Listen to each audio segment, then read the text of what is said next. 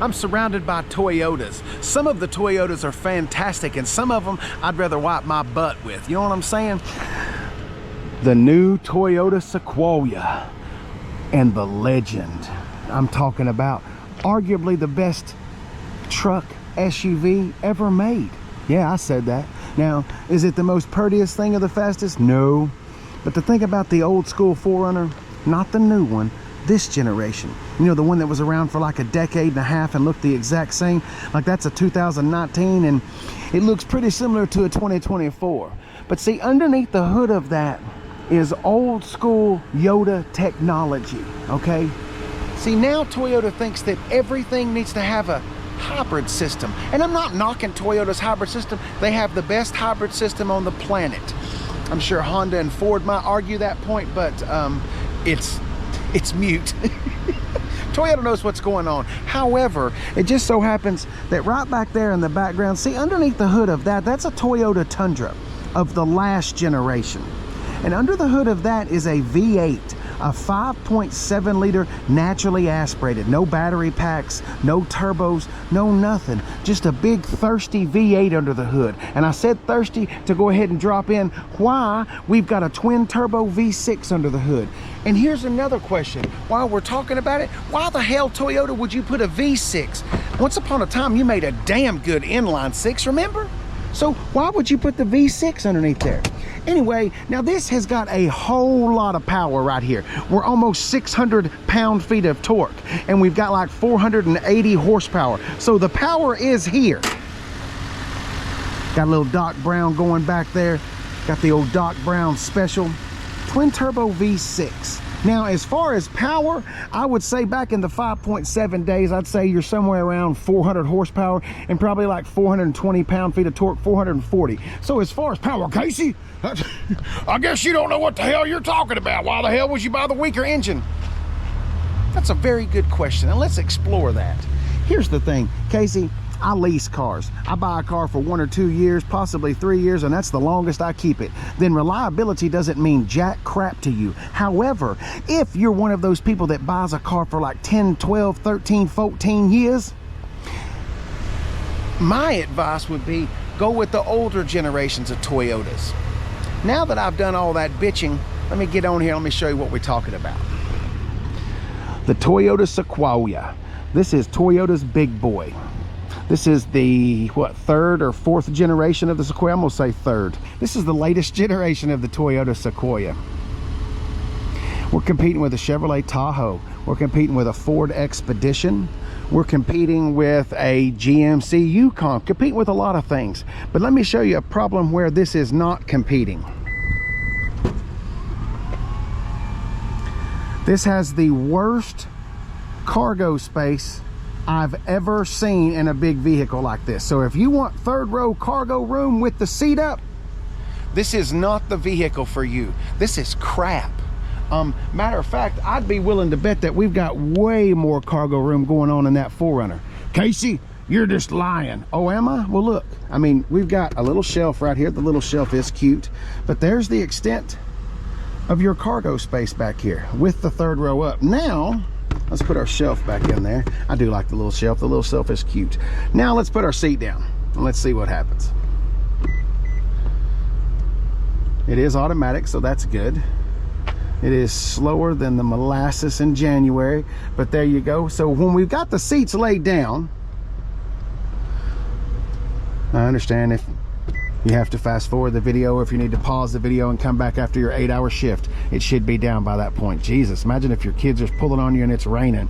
Okay, so now we got a little level shelf right there. So we got a little storage right there, but once you remove this shelf, anyway, cargo area sucks back here. I'm just gonna be straight with you. So if you're expecting, well, I'm done playing with that. If you're expecting a whole lot of cargo room back here in the Sequoia, that's not gonna happen for you. However, let's go ahead and raise up our seat here, because we're going to climb back in there. I would like to say one thing.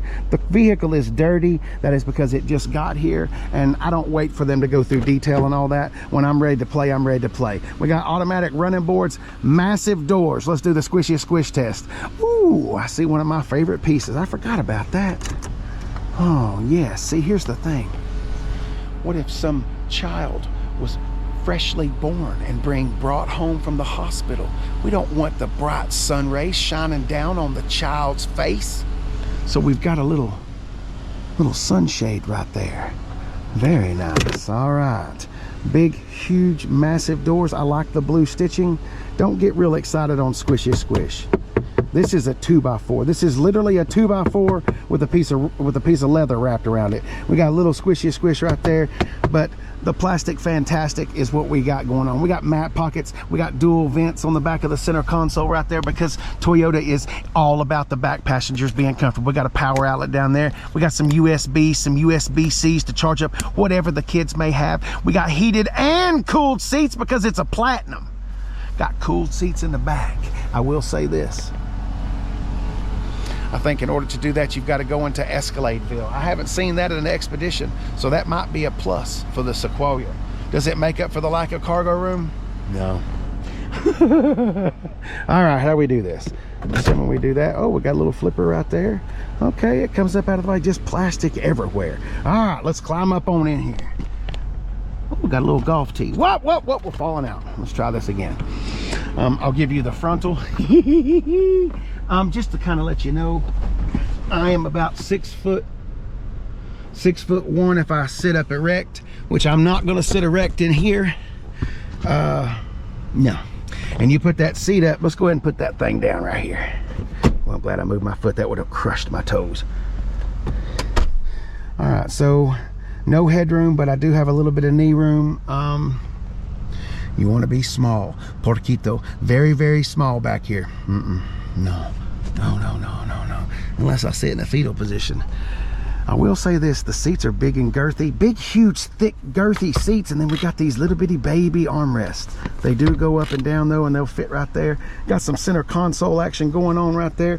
I guess we pull this. Ah, yes, ole. What do you think? I'm not trying to be all, that one actually works. I'm not trying to be all weird and mean to it. I used to love the first and second generations, and it just hit. Now the front is amazing. The big, huge, massive TV screen, that is great. We've got huge center console. I mean, everything's there. It says Platinum right there. I do like the seats. They're a little plain looking, but we got heated and cooled seats right there. We'll get over there and play with all of that. All right, Casey, how much is that thing brand new? Well,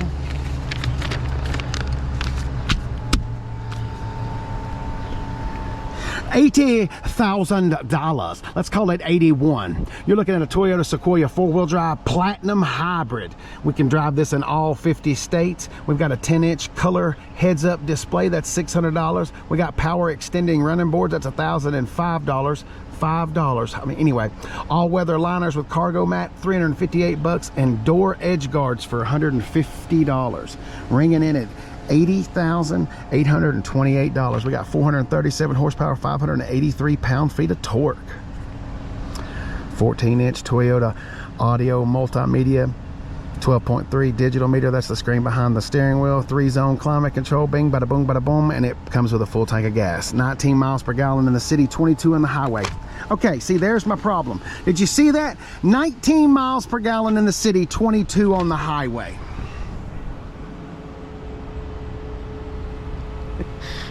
What was the point of the hybrid? I mean, I look at it. I do this all the time on these big things, on Tahoes, Sequoias, Expeditions. What kind of gas mileage do you expect a hunk of metal like that to get? You're weighing close to 5,000 pounds. I don't exactly know the number. I'd say 48, 49. But anyway, you got 4-wheel drive, 3-row. I mean, that's a heavy car. Anyway, I would imagine that the V8s back in the day probably got, I don't know, 16 to 19. So we have increased in gas mileage, but I'm just not in on it. I'm sorry. I'm just not into it. All right, we got memory seats. Got a little storage right there. Not really much squishy squish. We got dual power seats right there. Heated steering wheel. That's to turn on the 12-volt outlet in the back hatch. That should all be self-explanatory. It does have the camera in the rearview mirror. I forgot about that.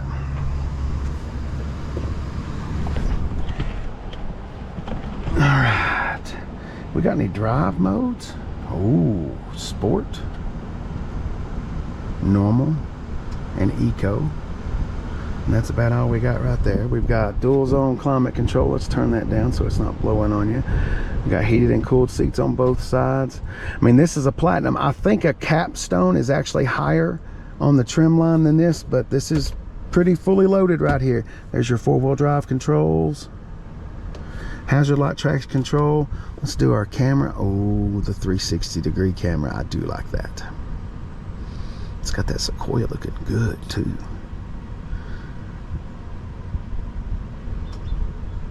It's all lowered, looking all good. Oh, we can stop it. Ah, yes.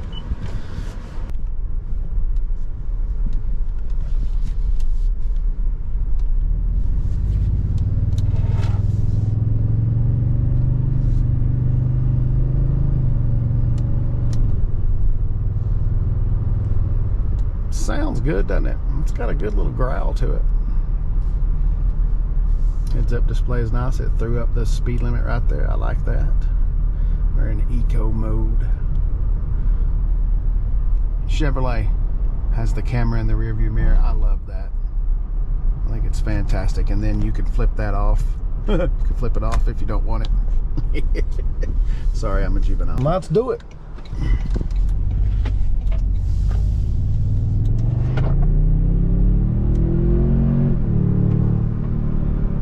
Okay. I do not mean to be so negative. There are a lot of really good things about the Toyota Sequoia, like the fact that it is awesome good looking. It's a little steep on price, little small in the third row. The cargo sucks, but it is very fast, and the 3.4 twin turbo's got a nice growl. Ford of Murfreesboro, I cannot say thank you enough for letting us play in your sandbox.